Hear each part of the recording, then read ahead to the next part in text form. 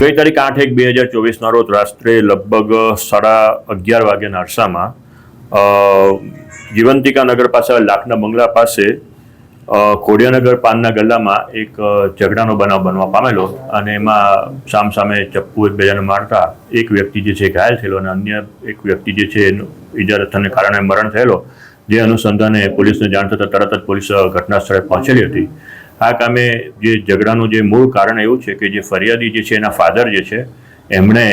સામેવાળા આરોપી કમલેશ કરીને જે છે પાનનો ગલ્લો ચલાવે છે, એમની પાસેથી 20,000 રૂપિયા એણે વ્યાજે લીધેલા હતા અને એ પૈસાની લેતી દેતી અને પરત લેવા દેવા બાબતે બંને વચ્ચે બોલાચાલી થતાં આ ફરિયાદી ના પક્ષવાળા તરફ સાથે લોકોનો ઝઘડો થયેલો અને ઝઘડામાં જે છે સામસામે છરીઓ મારતા એક વ્યક્તિ જે છે ઘાયલ થયેલો હતો અને અન્ય એક વ્યક્તિ જે છે મરણ ગયેલું. તે સંબંધે હત્યાનો બનાવ બનતા આ સંબંધે અંદર સેક્શન IPC